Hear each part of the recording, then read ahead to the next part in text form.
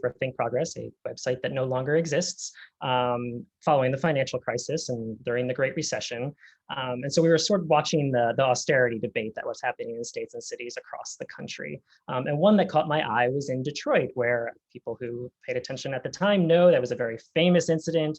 There was a financial manager appointed for the city. It was sort of held up as a national example of fiscal irresponsibility, which was kind of unfair in a lot of ways. But nevertheless, they had this manager who was doing things like literally turning off the street lights at night and talking about cutting pensions for retired workers, not future benefits, actually taking money out of retirees' pockets, while at the same time, the city was paying to build a hockey arena for the Detroit Red Wings, who were owned by a billionaire who owned Little Caesars Pizza. And so at the time, it didn't take a policy or legislative genius to look at that situation and say, that seems not right. There's something up here. Why on earth is this city that's in all this financial distress paying to build a hockey arena for a billionaire?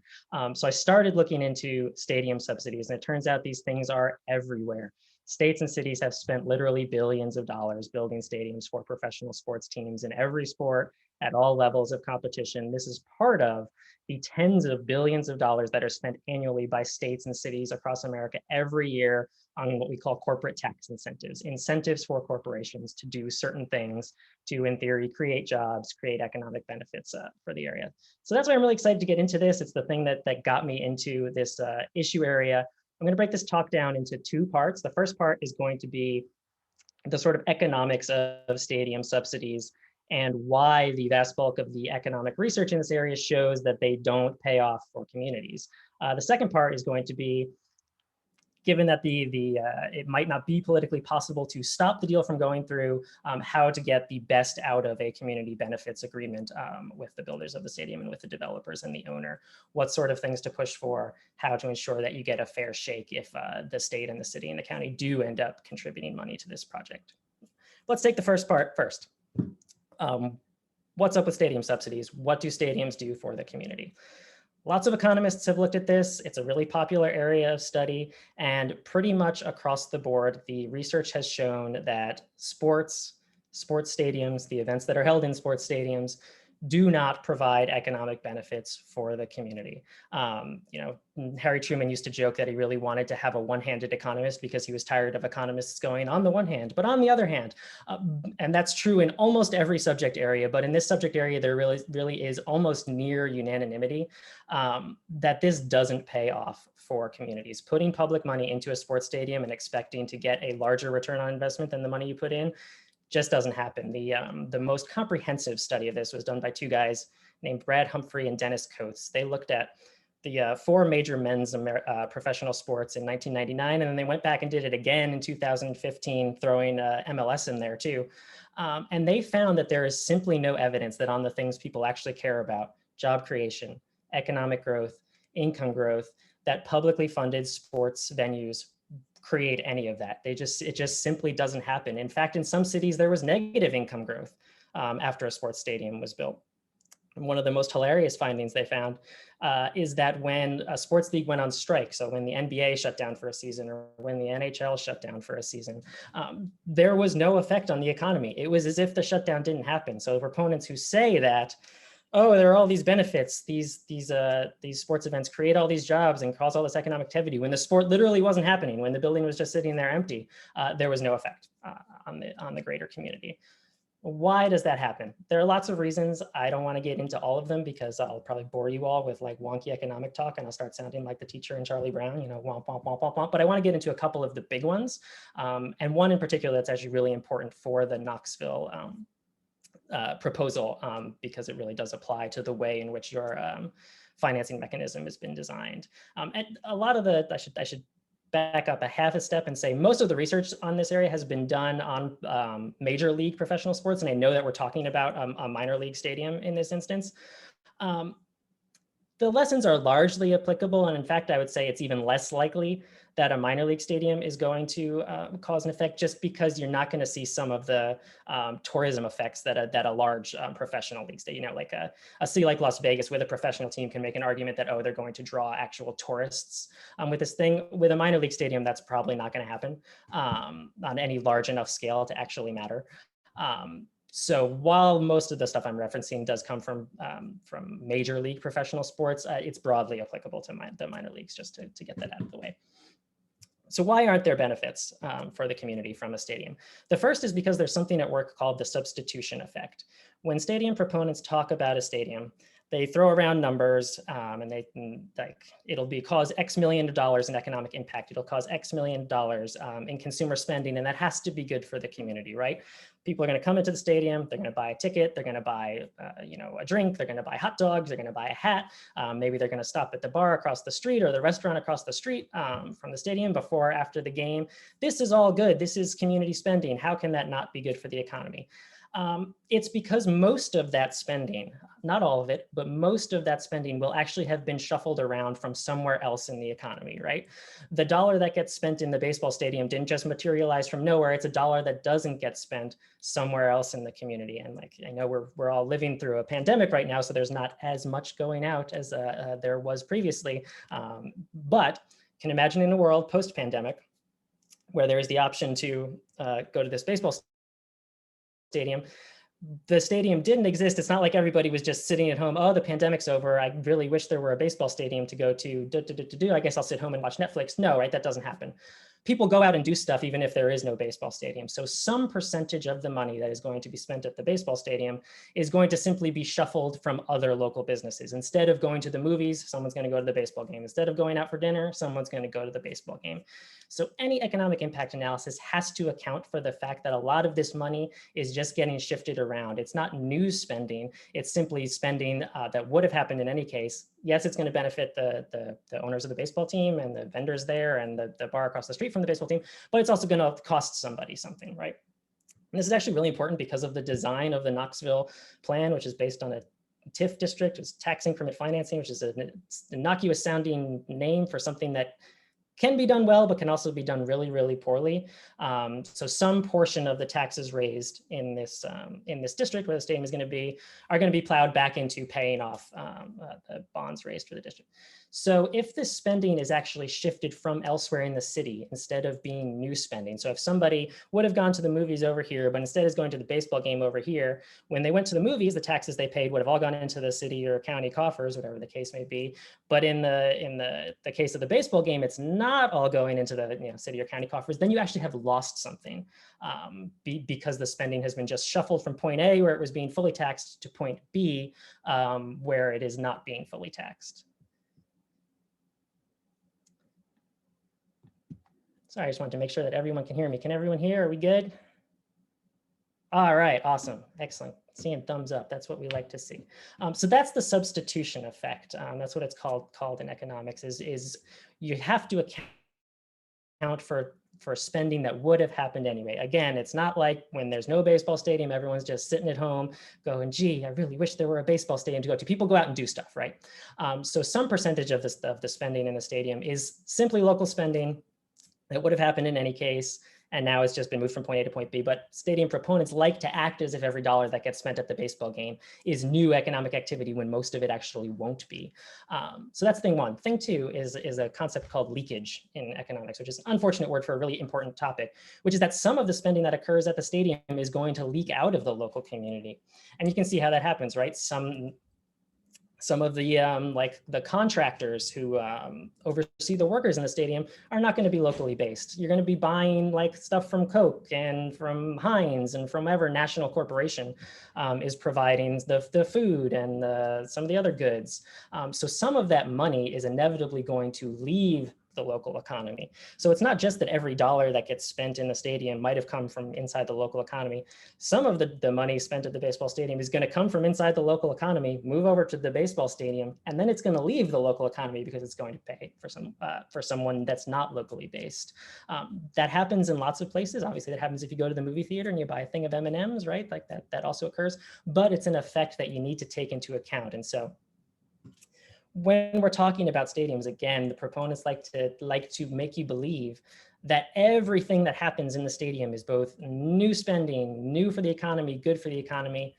It's just simply not the case. And these are two of the major effects for why all of those studies, and again, there's just a pile of them. You could spend, weeks on end reading studies about sports stadiums and sports events and all-star games and NCAA Final Fours and World Cups and whatever the case may be. They all say pretty much the same thing, that there's no meaningful increase in economic activity, in incomes, in job creation, the sort of stuff that would justify making a big public investment in this entity. And to that end, right, because you're a city and a state and a county and not the federal government, you can't deficit spend. You have to balance your budget. So there's a real opportunity cost to spending money on one thing instead of spending it on another, right? Doing A literally means not doing B, C, D, E. So there are plenty of investments that could be made with the money that's going to wind up in a sports stadium that would just simply have a higher return on investment. If the folks who have crunched the numbers on this, things like education, healthcare, infrastructure, housing, they just simply have a bigger bang for the buck, a bigger payoff. So if you're looking for things that will actually increase economic growth, actually make the pie bigger for everybody, a stadium is just simply not the most effective way to do that. And I want to tell a story actually about this because I think it's important. I think it really illustrates what I'm talking about. Was there was a situation in Las Vegas where the mayor of Las Vegas decided that what the city really needed was an MLS soccer stadium and went all out to try and get it publicly funded. We really need this soccer stadium to stay competitive with other tourist destinations. The public was really against it, and two people on the city council led a referendum campaign to prevent it. And they took that money, and I had a really, really good chat with the guy who was on the city council at the time. He says it's the proudest thing that he ever did when he was on the city council in Las Vegas was blocking the soccer stadium, and then they used the money to build 16 parks in the city. And a lot of them were little pocket parks in like denser urban areas. And he said, like, simply, it was parks and recreation money. If it didn't go into the stadium, like it was either going to the stadium or it was going to these parks that people could enjoy every day. And so that's the sort of thing, like I don't, folks here can tell me what the either or is of this money, or what else it could potentially be spent on locally. But it is a choice, right? And so doing this thing means of necessity not doing this other thing. And one last point to make on the opportunity cost is that at the end of the day, even if the baseball stadium generates the sort of economic activity that proponents say it does, it's just really not that much at the end of the day, right? Knoxville is not a huge economy, but still like a 40-something billion economy. I mean, in the metro area, which is, Denver by comparison is like 200-something billion, but like 40 billion is real money.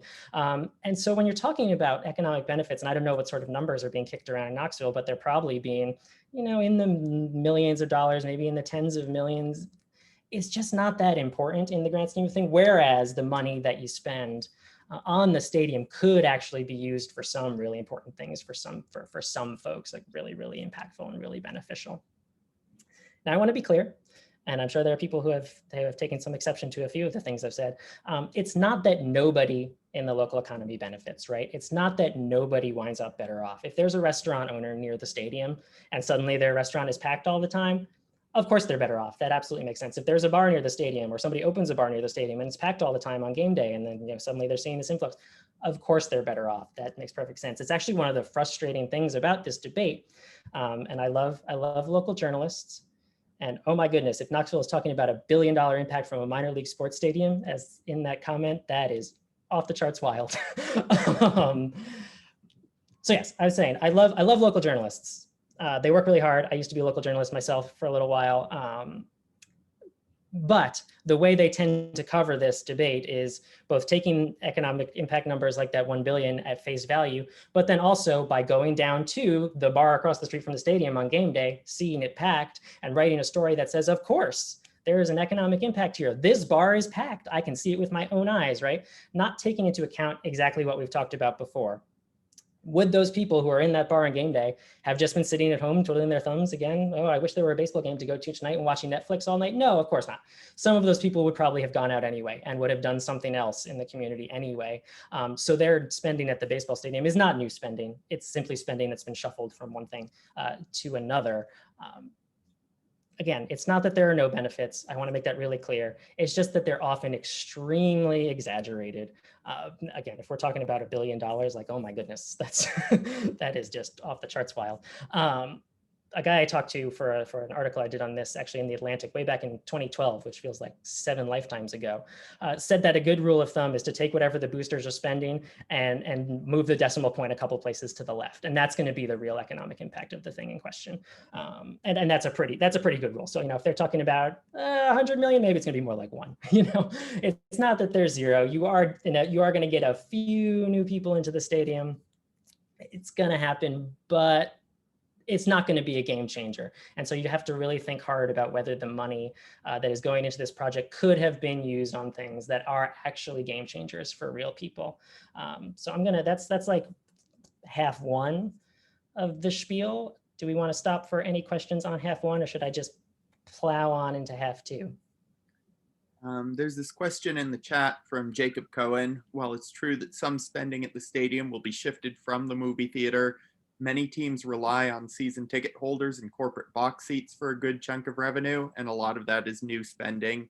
If there's no baseball stadium, a big company isn't buying a 10-year license for box seats, the local AMC with a 6-figure annual catering bill.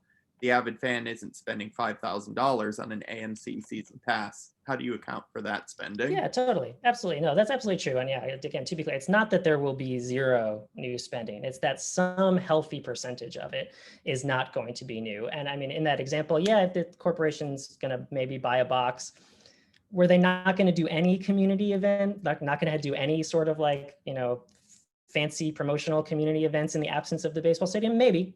That's possible, but they're probably doing something with that money, right? Like the corporation in question here that's buying this box still needs to create that promotion. It still needs to do whatever it's doing to get out in the community. So they probably are spending that money somewhere else on something. Again, it's not like there's going to be 0 new spending. It's just that the numbers that get kicked around are really exaggerated, and that some healthy percentage, I don't like the different numbers have been kicked around. Do you want to call it 50, 70, 95 of the spending that occurs in the stadium is going to just be shuffled around from in the community. But that's a good question. And again, yeah, like it's not 0, right? That the impact is not like no dollars moved around. It's just that's going to be much, much less than the proponents say.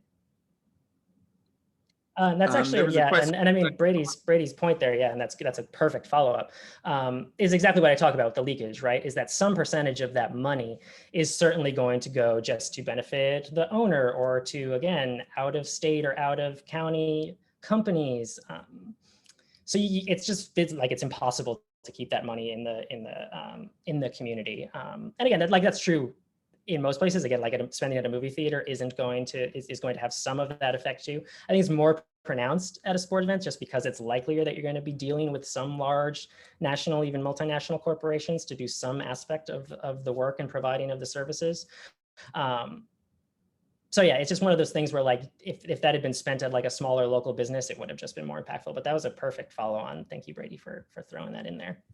There was a question that I think was sent to me as a direct message from Keith, who says, what about the new power of MLB to demand upgrades to minor league parks at the risk of losing teams?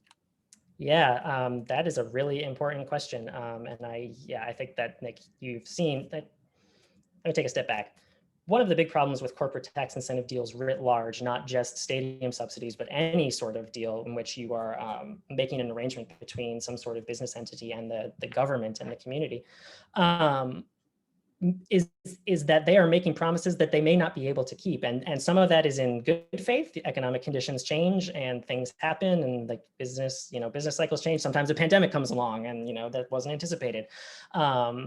And so the promised investment doesn't happen. Sometimes it's in bad faith. Sometimes corporations just decide not to do what they said that they were going to do for the community. A perfect example of that is Foxconn up in Wisconsin, where they got a humongous subsidy package from the state, promised to come in and build this massive blue-collar job factory. And then after all was said and done, they very quietly turned it into like office park that was mostly white collar jobs and had a few factory jobs. And it still, I think, hasn't even actually been constructed. Nothing's been manufactured there. So that happens, right? And so when you're talking about these long-term deals and you're locking the city into a long-term deal with the dude in question here, that sort of stuff has to be accounted for. And in this instance, yeah, Major League Baseball coming in and saying, oh, you have to do X, Y, and Z, or you lose your team, or your team loses its affiliation is a very real risk. And I mean, when we talk about the community benefits agreements, one of the important points we're going to make is trying to ride out those bumps in the business cycle. That's a really excellent and really important question, and just something you have to account for.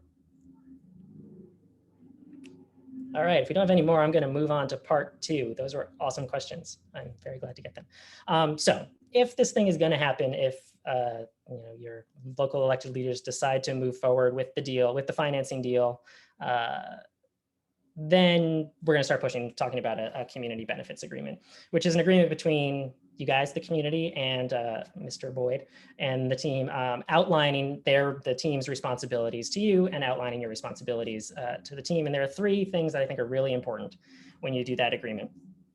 The first thing is to have a public board with real power. So actually having real community input on a consistent basis. A mistake that lots of places make is that they have a board that's just lasts for the first few months of the project, or that doesn't have any public membership at all. And that just hasn't worked, and that just sets you up for failure. And so it's really, really important to have a standing committee or board or whatever you want to call it, with members of the community on it, who will have constant input into the process. Really, really, really important. Thing 2 is clear metrics. I know that sort of sounds like the thing that you shouldn't have to worry about, but you really, really do. When the stuff you want, ask for it and put it in there. If it's affordable housing, if it's wage guarantees, if it's number of jobs created, if it's bike paths, if it's swimming pools, whatever it is that you want as a community, make sure you put it down there to the specifications. Don't leave any wiggle room, don't leave any whatever for the lawyers later to finagle out of it. You have to be really specific, really clear. The most successful community benefits agreements are really, really, really, really explicit on exactly what they want, what percentage of money goes where, what percentage of units become affordable at what price, what sort of jobs get created at what level. You have to ask for it. And that leads into the third part, which is real accountability. Make sure there is a mechanism in this agreement for both enforcing, tracking the outputs. So if there's going to be X number of jobs at Y wages, make sure there's somebody who's following those numbers and knows about it. And then real accountability for if the owner doesn't follow through, right? You need something in there that says, if you don't keep your promises, we get our money back, essentially. It's called a clawback provision, is the technical economic development term. This is really, really super important. Places that don't have them get burned all the time, even places that have otherwise strong agreements with the best of intentions. If they don't have a mechanism for recouping their money later, they end up getting nothing at the end. And an important example of this happened in Ohio recently, where, again, this wasn't a sports thing, but a lot of these deals shake out the same way. GM had promised to do a lot of to create an X number of jobs and make Y investment at a plant in Lordstown. It was in the news. Became a flashpoint in the 2016 presidential campaign. And GM broke its promises and shut the Lordstown plant down after it had gotten some 60 million, I want to say, in public money, in public subsidies. But there was a clawback provision in it. And so the Ohio Attorney General went out and enforced the clawback provision and said, hey, you broke your promise, you left. That's a really good resource that Cassie just tossed into the chat there. I had that open today too. The Ohio Attorney General went in and said, hey, you broke your promises, we want our money back. He didn't do history's greatest job of getting the money. I think he could have gotten a slightly better deal, but he still did get something on the order of 28 million, I want to say, of the public subsidies paid back to the community, because there was that provision in there allowing him to just go out and straight up say, you broke your promises, we want our money back. So I think that's really important. It's a really key part of making sure that these agreements work out the best they can for everybody. And again, like I said, because you're not going to get the sort of economic boom that's promised. So you want to make sure you're getting the stuff in the community benefits agreement, the CBA, that is important to the community. Fortunately, you had a pretty good example down the street. I guess it's not down the street. Tennessee's I live in Washington, D.C., where everything's down the street, but it's probably not down the street in Tennessee. Nashville, with its soccer stadium. I like their community benefits agreement for their MLS stadium. I think it's strong. It's really strong on parts 1 and 2 that I said. Really good public board. I think that design is great. Like just straight up steal it. The metrics are excellent for particularly on the housing for exactly what the community wants, what it expects for the MLS team to provide. On the accountability, I have heard that the enforcement has been good and that their tracking on the enforcement is very good. I have heard that like because the tracking's been good, it hasn't really been an issue. All the promises are being kept. Their line about accountability in that agreement does say that recommendations as necessary to ensure compliance will be put forward. I don't love that. Hopefully you can see that that's kind of there's just a lot of wiggle room there. I think you really just want to straight up, if you don't keep your promises, we get our money back. And just like, that's that. And if folks are familiar with the Nashville example, that would and want to talk about it, that would be helpful. Another really good example, and it's actually the pioneering community benefits agreement that exists, was for a sports stadium, the Staples Center in Los Angeles in 2001. This was really the first time that there was a really big, good, comprehensive community benefits agreement. So folks who are actually working on the like nuts and bolts of details should go and pull that one up, because there's all sorts of stuff in there about the exact pay levels that there need to be for workers and exactly what number of jobs are going to be created in what sort of positions. It explicitly says that anybody on the project who is not unionized is allowed to do a card check union election on the site if they would like to unionize. That's the sort of stuff that you have to think about as you go into a project of this size and scope, because there's tons of stuff going on, and there is an opportunity to get some really important things for the community if indeed it's like been decided that this deal is going to happen. But you have to be like thorough and careful. And I've just like, I've been doing this for a while now. And you just see so many communities get burned because they think they have a good agreement, and then it turns out, the company in question manages to wiggle out because the enforcement was bad or the metrics were bad. And another point to make on the metrics is just make sure that no governmental entity is allowed to rejigger the metrics without a really, really, really good reason. You see this all the time in these sorts of deals wherein the company promised it would create 25 jobs and then only created 3. And then they come back and say, oh, well, X, Y, and Z happened. It's really sad. And some government agency that's overseeing the deal says, oh, okay, well, we'll just change the agreement to make it 3 and you still qualify for all your money anyway. Don't worry about it. Happens a lot. It's wild. So you need to make sure you really prevent that. And that's why having the public board to like not have those sort of shenanigans is really, really, really important. That was really quick and dirty. I think I kept it to about 20 minutes. So I would love to get into more of a conversation and more of a Q&A. Yeah, let's do this thing. Yeah. In order to keep this sort of orderly, I know people are on mute, but if you have a question you want to ask that isn't in the chat already, and we'll keep going through the questions in the chat, but if you either want to use the raise your hand feature, if you go to the bottom of your screen, click reactions and raise your hand, or if you want to type stack into the chat to be added to a stack, then I'll make sure that you can go off mute. You can ask your question in person. Those questions in the chat we'll get to as well. But I want to start by, while you're thinking of questions and doing that, asking Cassie Waters from Jobs with Justice of East Tennessee, who's co-sponsoring this event. Maybe if you want to say a couple words about Jobs with Justice of East Tennessee, and I know you have the first question, so Cassie actually made a really good point too about why doesn't he just self-finance? Like, that should be question number 1, right? Like, why is the public even doing this? There are plenty of privately financed stadiums all over America.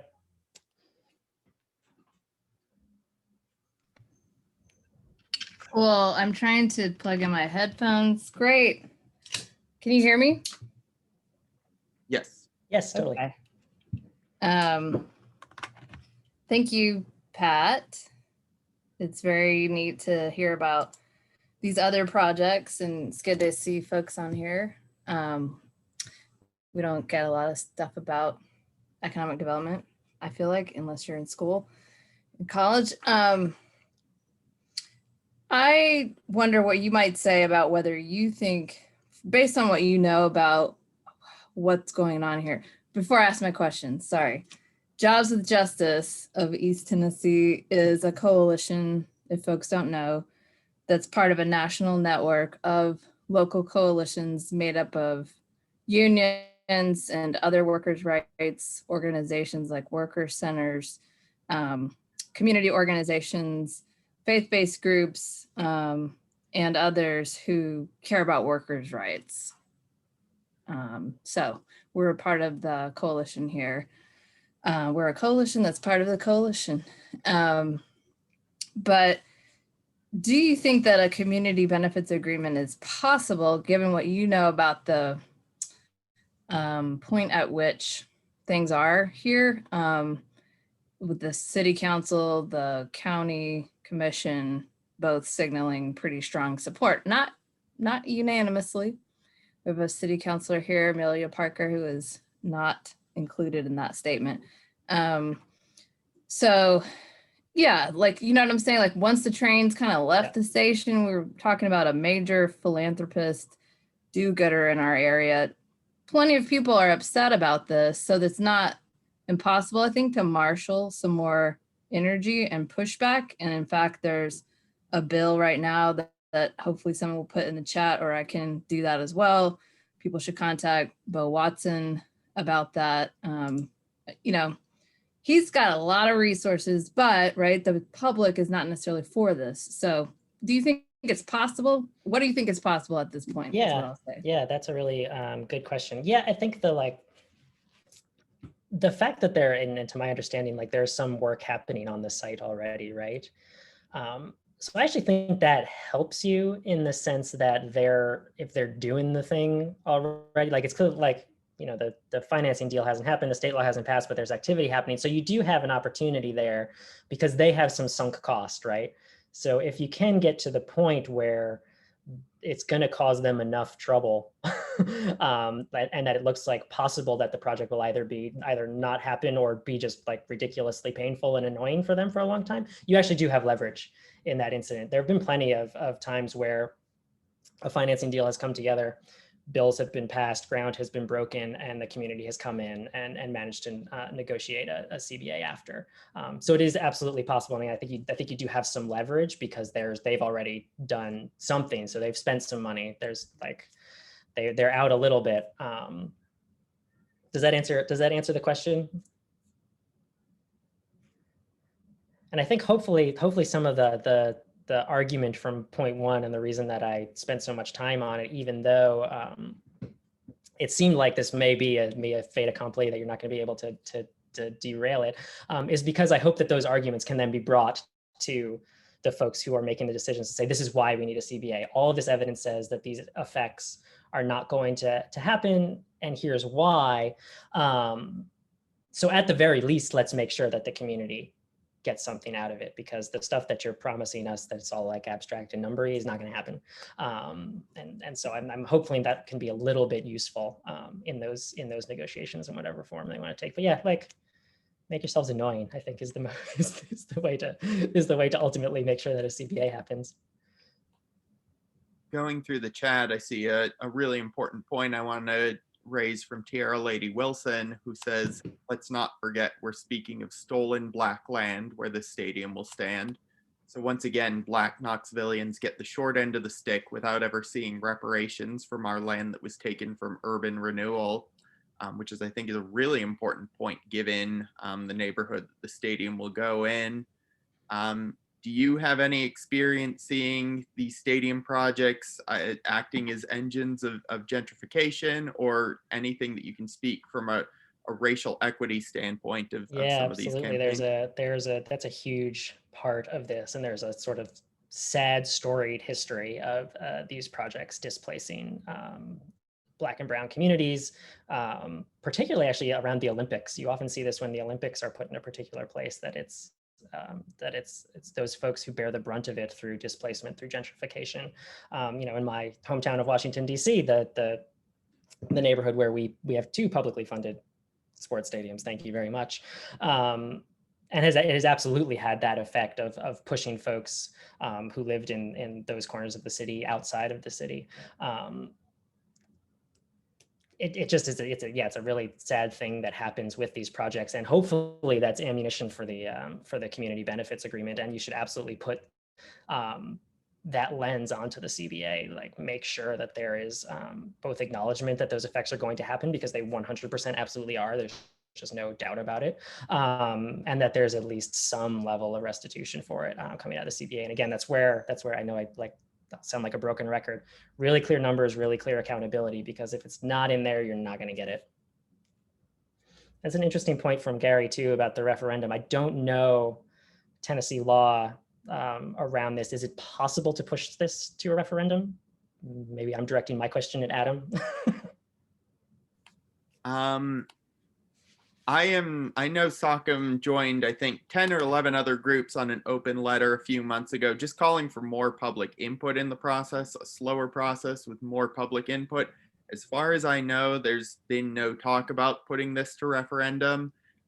If anyone knows anything about that, or if you have a question, again, so it's not just me asking your questions, just put yourself on stack in the chat or raise your hand at the reactions button, and I'd be happy to help you bring off mute so we can hear from others. Yeah, I mean, that's while we're waiting for that, that's a striking aspect of sports deals in particular. I think the level of knowledge around corporate tax incentive deals is largely not great, and they often happen. Communities are for them until they are on the back end and realize that they got hosed. But the sports ones, when they have gone to referendum, sports ones have tended not to pass. The community does tend to defeat them. It's happened several times with the Olympics. It's happened a few times with stadiums. So if that's a possibility, you could probably win it. There were a couple of questions from Michael and Gary about Randy Boyd. Does anyone else believe that Mr. Boyd can't afford to build the stadium for his team? And he made a convincing argument. Why is that this wealthy person is asking taxpayers to fund a public stadium for a privately owned sports team? I don't know if you want to address this specific situation or just talk in general about why wealthy people, whether it's not an option for this to be built without taxpayer money, and what this process looks like if taxpayer money is taken off the absolutely table. I mean, it's a great question, right? Like I said before, there are plenty of privately financed sports stadiums and arenas all over the country. Our hockey arena here in DC was privately financed. Vegas's recently built hockey arena was privately financed. They tend to be publicly financed now in America, just because it has been it's become normalized over the last 60 or 70 years.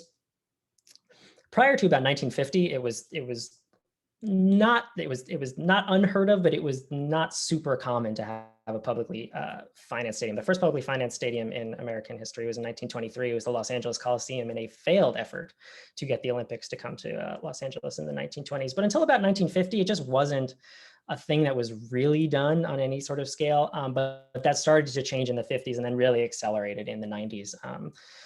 Folks who are old enough to have known the Brooklyn Dodgers.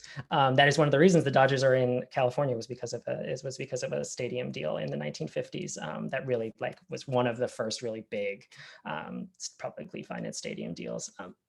Yeah, I mean, that's the question, right? Is why isn't this guy who seems to be fairly well off not doing it himself, and why isn't he just making the investment and then reaping the benefits afterward? In many ways, we've normalized the practice of publicly financing stadiums at all levels of professional sports. And there's something about sports, right? I think that often happens when I talk about this topic in public is people just come up to me and say, oh, well, you just must hate sports, right? You don't like sports and that's your problem, which is absolutely not true. As Adam can attest, I am an avid sports fan and Adam roots for a very bad soccer team.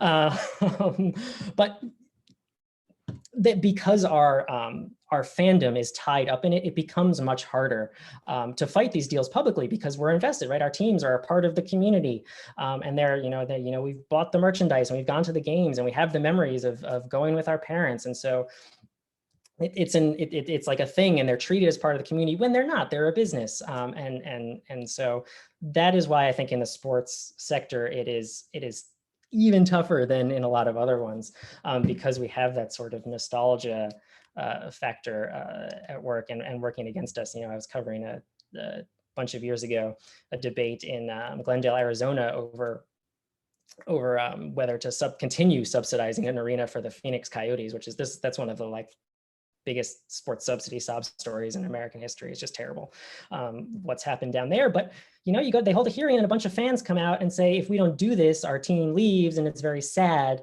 And so there's emotion tied up in this. And so that's I think part of the reason that it gets treated as normal. But some of this is on local media and community leaders, right? Who treat as normal what should be this bizarrely abnormal situation of an extremely wealthy person having his business built for him by the community, right? That should, when you say it like that, it sounds wacky. Why on earth would we do that? But we've normalized it in this country to such an extent that it's what happens more often than not. I'll continue through the chat. And again, if you want to ask a question yourself, just raise your hand. Actually, I'm gonna pick up on Lee's comment there, because I think it's important, right? This new stadium will be investment in the community. That can be true, right? Part of the problem is that this debate is dishonest in the way stadium proponents come forward is that they say you will make money from this thing, right? You will get jobs and economic growth and money. When that's not the case. But what will you get? Civic pride, a thing to do, to go out to. Maybe you just really enjoy going to baseball games, and that would be fun for you and your family. Great. There are benefits to having a sports team in your community, right? The psychologists and sports economists have looked into this, and folks are happier when they have teams in their community that are usually playing well, or when they have big events, big sporting events in their community. People are happier. So you can absolutely make a case that this is an investment worth making in the community for reasons of civic pride, for reasons of happiness, because we think it'll just be a fun thing to do. But it gets bogged down in this this false promise that you will become rich. It's I quote a guy in my book who was talking about the World Cup, and it's actually applicable to all sports stadium debates in general. He said, the World Cup can make you happy. It can't make you rich. And that's absolutely true of this situation, right? If you like going to baseball games, I'm a big soccer fan. As I mentioned, we have a publicly financed soccer stadium here in the District of Columbia for DC United. I like it a lot. It makes me really happy to go to the stadium. It's very nice, but we're not making money from it, and it's not a benefit for the community. It's a benefit for people like me, and we shouldn't have paid the $150 million public dollars that we paid for it. But that doesn't mean there isn't no good thing that comes out of it. I see Wesley Smith on Stack, so I want to give Wesley the option to unmute and ask a question. Thanks, Adam, and thanks for presenting, Pat. You mentioned kind of the history of publicly financed stadiums and how that's a relatively new phenomenon. I kind of wanted to expand on that because, the Smokies are the Cubs AA affiliate, and Randy Boyd is a minority owner in the Chicago Cubs. The vision for this project is, in his words, to create a Wrigleyville here in Knoxville. To me, that's just, you can't create a Wrigleyville in Knoxville, because Wrigleyville and stadiums back in the early 1900s and late 1800s were built over time. And in Knoxville, we know this because we have Neyland Stadium, which started out with 2,000 seats and now is over 100,000 seat capacity stadium. So I guess to bring in, to think about sports in the larger context of development in the 21st century, how do we fight this idea that, these big box projects can just come in and one single owner can transform the community versus, getting these business owners on the Magnolia corridor and in the old city, the existing businesses, getting those folks a seat at the table.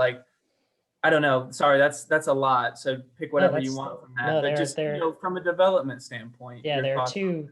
Totally, that's really good. There are 2 points there, and I'm going to remind me that there were 2, because I may end up at the end of the first one forgetting that there was a second one. So come back and remind me that I had a second one. The first one is, you're absolutely right, is that you're being sold this story that you will create this sort of like, forever standing tourism entity, which was true once upon a time. Like when we think of like the classic sports stadiums that people went to see, it's exactly what you're talking about, right? It's like the Fenway Park and the Wrigley Fields and the old Yankee stadiums that people like went to see because they were these things, right? They were these sports pantheons, and that's not what stadiums are anymore. The shelf life of a modern stadium now is 20 years, 25 years before the city starts agitating, the owner starts agitating for a new one, sometimes less. You have guys 15 years after the city pays for a stadium saying, oh, it's obsolete, it's outdated, it doesn't have enough luxury boxes, blah, blah, blah, blah, blah. So in terms of like, and oftentimes they will then build the new stadium in an entirely different place, depriving the community of the thing it paid for. So I think that's really important, and it's really important to push back on that story, because there's no reason to think that you're going to get a real tourism effect out of this thing in the first place. But B, there's no guarantee that in 20 years we're not all going to be back here doing the same exact thing. Hopefully, we could do it in person and not on Zoom because there won't be a pandemic. But you see it all the time, cities getting burned on stadiums because the team leaves, the owner decides to build a new stadium somewhere else. So I think that's really important, and an important point to bring up. And then two is, you're absolutely right, the opportunity cost of this, because you're putting this money into this project, it means not supporting local businesses, right? You could use that money for local small business promotion, right? Absolutely. And one of the problems, not just with stadium subsidies, because like there tend not to be too many small competitors, but of corporate tax giveaways, is that you're often entrenching dominant power, is you are taking the biggest players and making sure that their competitors can't compete with them. You see it all the time in terms of communities giving subsidies to Amazon and Google and Facebook, wherein you're literally paying for them to continue to dominate their smaller competitors, to continue to keep their smaller folks out of the market. And so, yeah, you could use that money to fix that sort of problem, which I'm sure exists in Knoxville. I'm sure there are small local businesses that are having all sorts of issues, particularly during this time of economic distress, just simply getting access to their customers, just simply getting their supply chains in order, simply doing business. And this is money that is not going to help them. And again, like if I'm being, flip and talking in large generalities, like it will help somebody. Again, like the bar owner across the street, like, boom, great. That's a small business owner and it's going to help him, and that's great. But we need to think in the aggregate, right? Again, it's not a tiny economy. It's not a middle of nowhere rural town that we're talking about. There's a serious economy here. And so the sort of numbers that get bandied about it just like doesn't really make a difference, except to the people who that money would make a big difference to. I hope that answered your question, Wesley. There was a question from Gary in the chat earlier. Is it yeah, that's a good one. there are a few. Is it customary for stadiums to allow the sports team owner or the team that the venue is built for to also take on the responsibility of booking all the other events at the ballpark, as with Knoxville's agreement with Boyd Sports? So that was not the question. Sorry, can you say that? I was reading a different question. Yeah, there are a few questions, and yeah, I think Gary has a lot of really good questions. They are really good. I really want to get all of them. Yeah, what was that one again? Is it customary for stadiums to allow the sports team owner of that team that the venue is built for to take on the responsibility of booking all other events at the ballpark, as with Knoxville's agreement with Boyd Sports? And I guess more generally, the idea that this isn't just a ballpark, this is a community venue that hosts concerts and all sorts of other events. How do we understand that? How does that play out in practice? Yeah. I don't know on how customary that arrangement is. In most places, I imagine like the holding company for the team plays a large role in that. And like there's a main tenant in most stadiums who you need to get sign off for. Like in the DC example, we have Capital One Arena downtown, which is owned by the owner of the Washington Capitals. And he does have pretty much carte blanche to sort of do whatever he wants in the arena, which he paid for. So like, whatever, knock yourself out, man. So I'm not sure about that, but there is an important point here about how much this venue is going to be used, because the most successful arenas are the ones that get used a lot all the time, right? Like the worst investment is a professional football stadium. It was like they're like, at most 10, 12 games a year, and there are very few musical acts that can fill a professional football stadium. So you just don't you use it, 25 days a year, and otherwise it's just sitting there empty. Not the case for a baseball stadium. So part of the equation when we're talking about the benefits is how often they actually can get stuff to come through there, because the more they use it, the better it will be in terms of generating some sort of economic effect. If they're using it all the time, again, like the best examples, the ones that they don't pay for themselves, but the ones that come closest are the like downtown shared hockey basketball arena that has tons of stuff coming through on, they're using it 200, 250 dates a year. Those are the ones that come the closest to proving their worth. They still don't, but those are the ones that come the closest. So that's actually just like an important point is a lot of this will hinge on how much stuff you can get in there. Yeah. And there was another question about, is it customary for a ball team owner to push for a state law which would divert state and local taxes within a quarter-mile radius of the proposed stadium for 30 years to be enacted, and prior to the first public forum to question the ball team owner and elected office holders? Oh, sadly, yes. The history of these things is that the longer the deal stays in the open, unconsummated, the less likely it is to pass, right? The more public debate that happens on these things, the better these things tend to get for the public. That's been the sort of general arc of these, is that the more public input there is, the likelier you are to be able to defeat the program. The longer the process takes, the likelier you are to be able to get what you want out of it. So yes, there absolutely is a strategic choice made to do these things fast and quietly. And that's not just stadiums. That is, I work on all areas of corporate tax incentive policy, and you see it everywhere. And the companies are very explicit about it. They will, there've been FOIA'd emails of companies saying like, look, we cannot debate this in public. If we debate this in public, we are going to lose because we look bad. We're coming in and we're taking your money and we're a private entity. So yes, I don't know particular, obviously I don't have any insight into the particulars in this case, but I imagine, yes, that speed and secrecy is by design.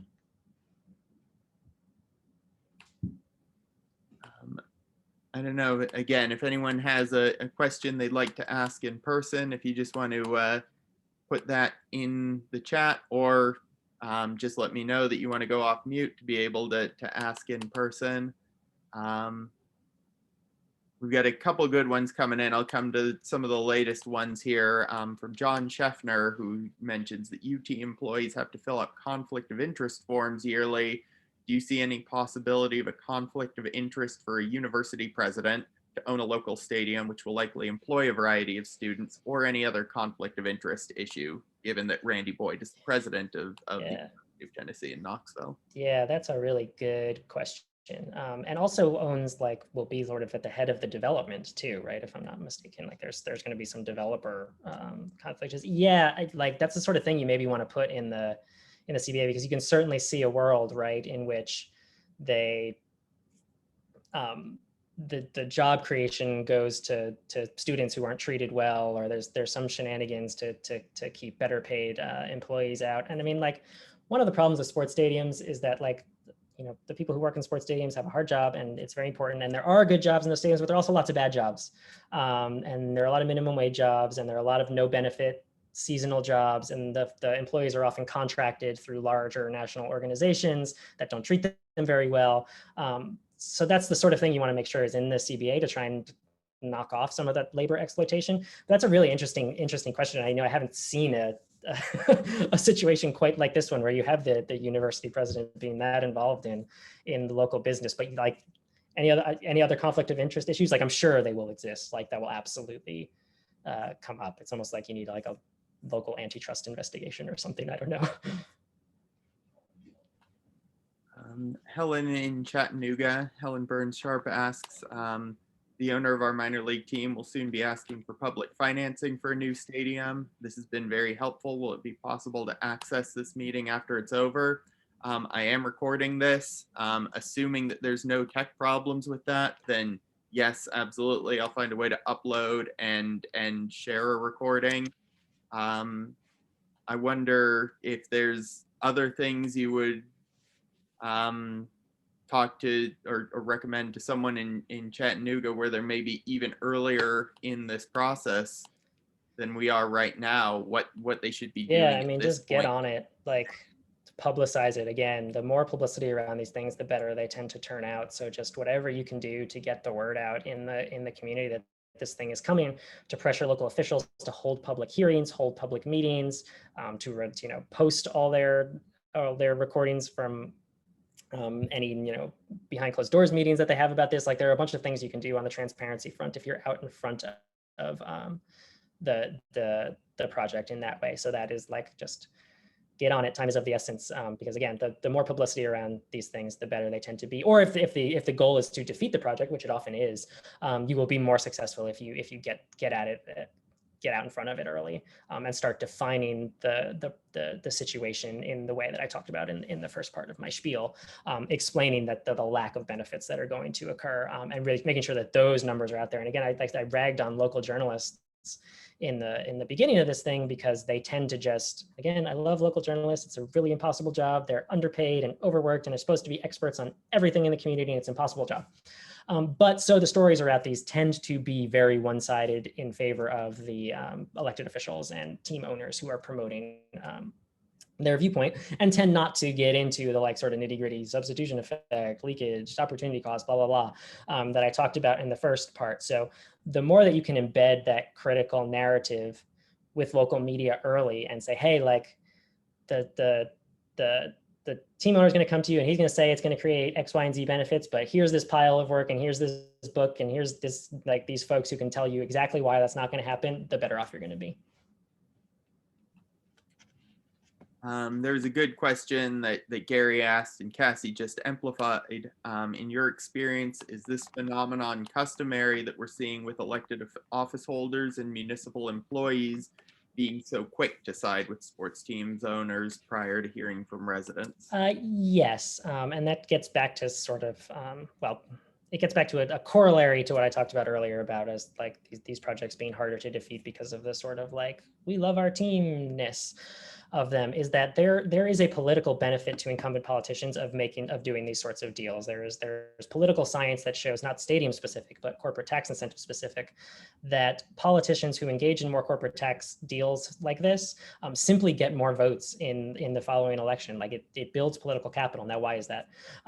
Because they get the positive local press coverage. They get to go to a ribbon cutting. They appear on the nightly news being like, look at this great thing. I created all these jobs. I did all this stuff.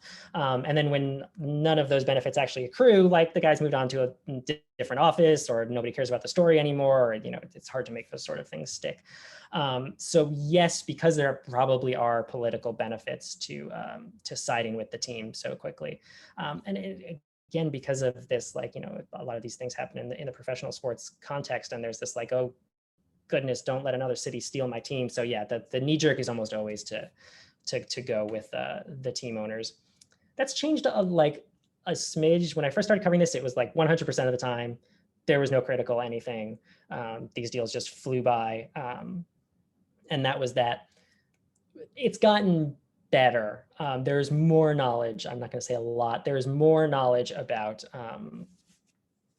the downsides of these arrangements. And actually the deals have gotten smaller. There's still a lot being spent on stadium subsidies in America each year, but the dollar total has come down a little bit. And I would attribute that to the fact that there are more folks who have been learning about this issue and really digging into numbers and seeing what's happened. And like, you don't have to look very far to find an example of this going sideways for a city, right? Like they're all over the place. Oh, Keith is bringing up a really sad story from my hometown.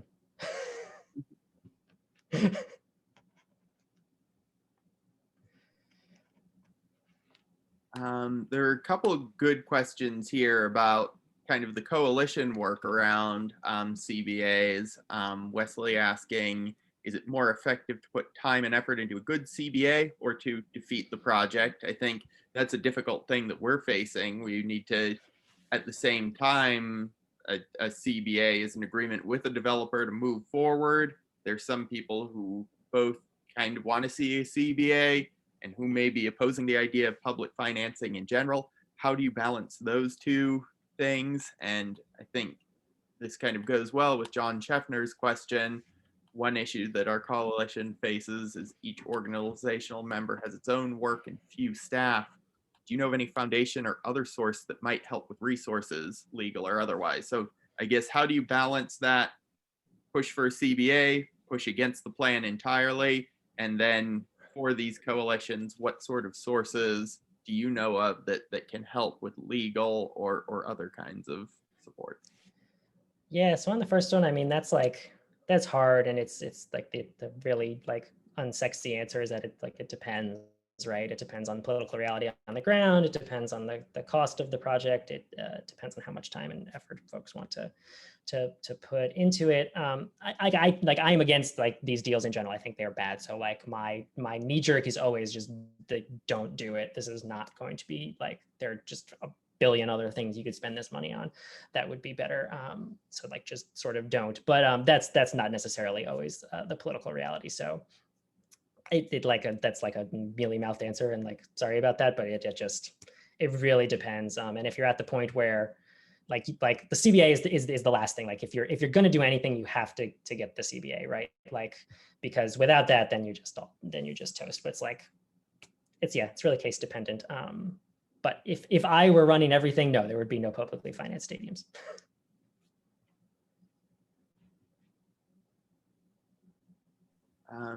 Yeah, I don't know if you want to address the question about the DC football field and Washington dropping its name. There was another question, I think, from Gary above asking about stadium naming rights and who receives the revenue on that. So I guess those are kind of both tied to branding the team and how that works. Yeah, on the DC football team. I really hope not. That the city council, like the mayor, is in favor of bringing the team back into the city with a stadium, but the council has actually been very admirably against it so far. I don't know if the name change will flip any votes, but they seem pretty hard up against it, which I'm encouraged by. And like I said, we've done 2 publicly financed stadiums in recent memory. Built a $750 million stadium for the Washington Nationals, then $150 million stadium for DC United, and they have not done what they were supposed to. So I'm hoping most of the council feels appropriately burned by both of those. Oh, and the second was naming rights. I mean, typically that is just money in the owner's pocket.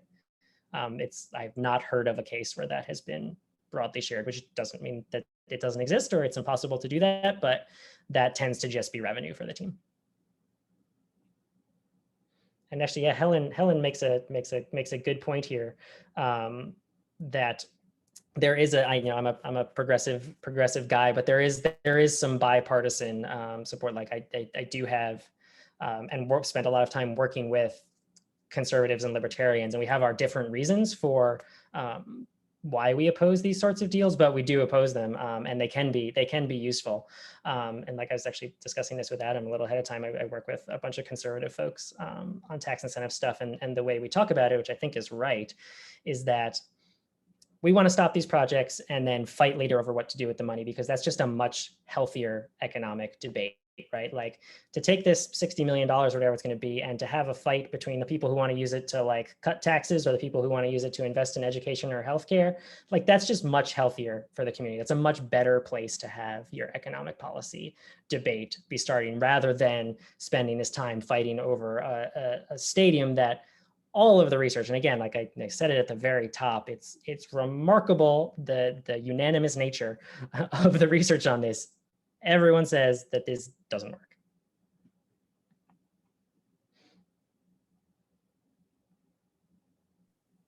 Yeah, and there's a question from Michael kind of based on that. Isn't it ironic that a small government Republican is asking for big socialism, or at least public financing for a private enterprise project?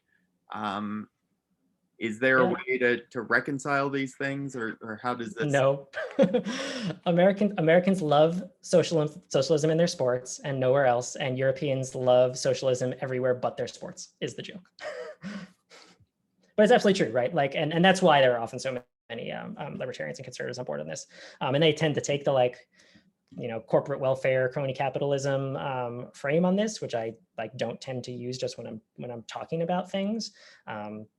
but yeah, like you can absolutely find allies and people who are actually consistent on that stuff. But I mean, that's a trend we have seen, in recent American politics, is that, conservatism is conservatism until it isn't.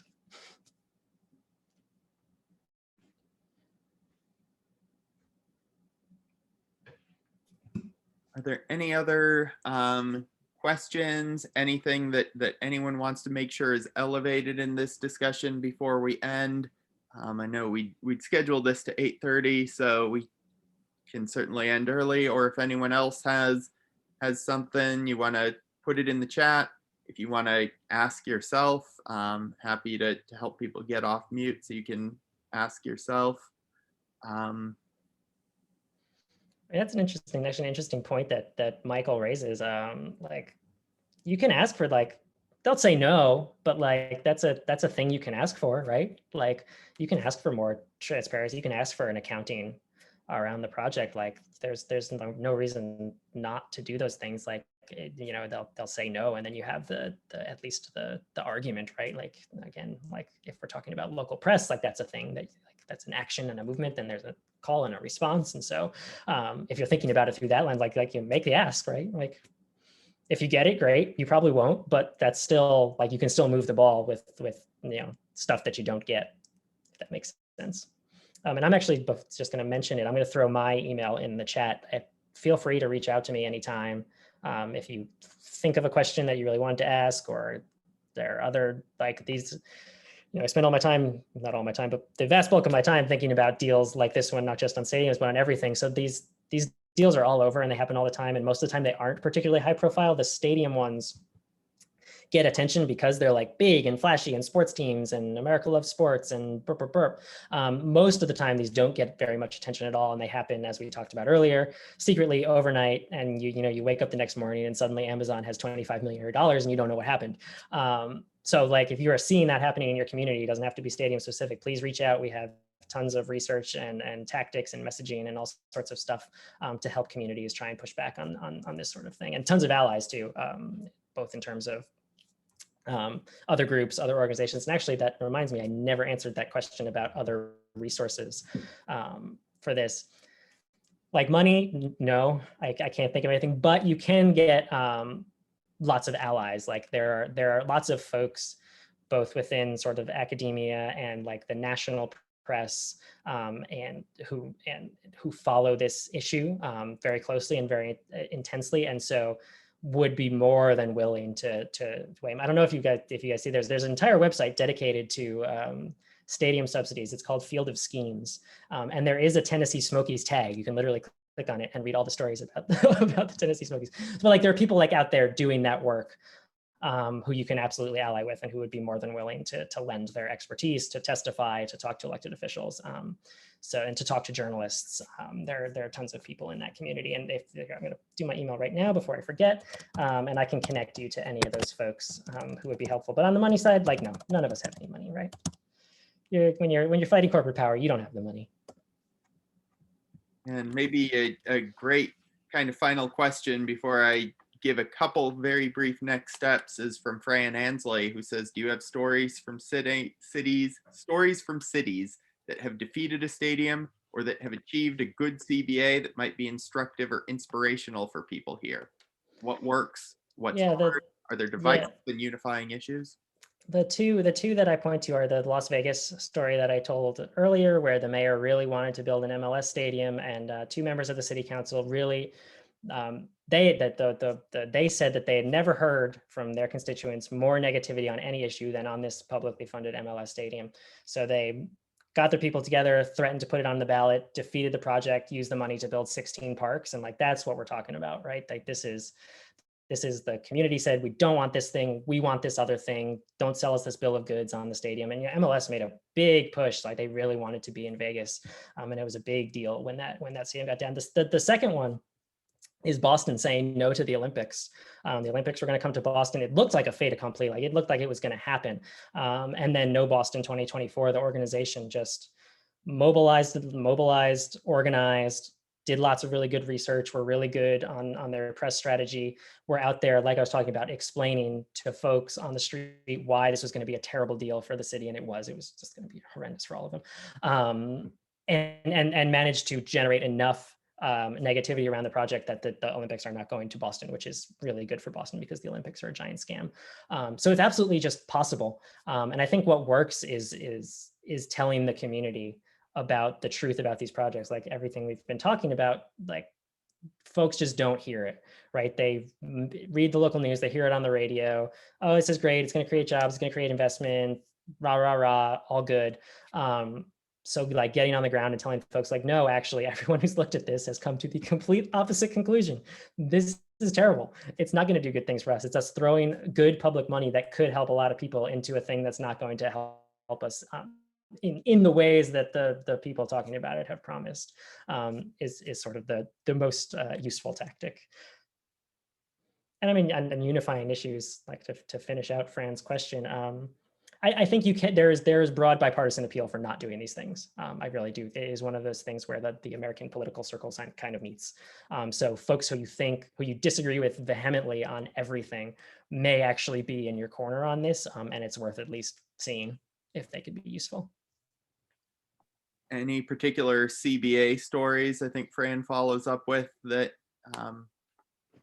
The two I talked about are the like Nashville's, I think, was like the agreement is largely good, and it seems to be going well, and I like that just because it's like sort of happening now and obviously not that far away. So I think that's promising. And then the big one is Los Angeles. Their CBA in 2001 for the Staples Center was really, really good, and they thought really, like, I can't do justice to the level of detail that was in their asks. So like you really, like, it has to be almost read to be believed, because it's really good, and that's just the sort of stuff you need to think about. But most of the time there aren't CBAs. Most of the time these things, like to a lot of what we've talked about earlier, they just sort of happen, and the elected officials roll over and just do it. So even the CBA push, while that one in LA was a long time ago, they haven't really been super popularized. They've only been a handful, and they tend to actually pop up, a bunch of them, in soccer stadiums for whatever reason. I think because like that's the sort of next group of teams that want stuff, and it's happening in this particular political and economic movement. You're tending to see more of them in that context than in the big, football, baseball, basketball, whatever the case may be.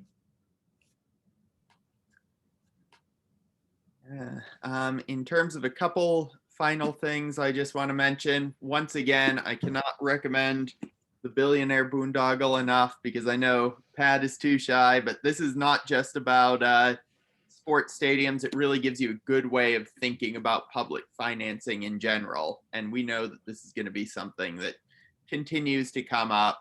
There's been talk about more Amazon warehouses in this part of East Tennessee, talk about the new science center.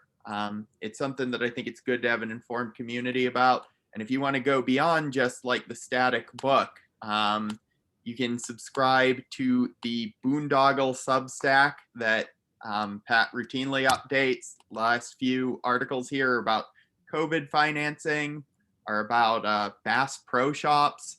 So if you want to keep thinking about things in this way, I think Pat is offering a full refund if you do not like it of the cost of subscribing, which is absolutely free. So it's 100% true. You can send me a cranky email when you unsubscribe. Yeah. So it's a really, really great renewing resource. If you want to stay involved here in Knoxville as we move forward, once again, SOCM is a member of a coalition of groups that are working together to just make sure that community benefits are met in this project. Please become a SOCM member if you want to support us having events like this. We are a community-led, member-led group of 2,400 people across Tennessee, and it's my pleasure every day to be able to work with SOCM members, and I can tell you for sure that you all SOCM members punch above your weight in terms of getting involved. But even if you don't want to become a member, and I'll put the link to get to our website, I'll put my email as well, and I'm happy to continue this conversation with anyone and direct you to the people who are kind of facilitating this work, because there's going to be a lot more work coming up. And also, huge thank you to Cassie for putting the information about Jobs with Justice of East Tennessee. Cassie, Fran, everyone has done so much good work to continue to raise this as an issue and on so many different issues. And in general, everyone on this call, thank you so much for the good questions, the good conversation, the people who are coming from a variety of ideological perspectives and coming to really make sure that there's some accountability. I will send out a follow-up email with this recording as well as all of these links. And one final time, huge thanks to Pat Garofalo for taking your evening and for taking the time to really research our particular situation, be able to speak to it. Oh, thanks so much for having me. It's been fun.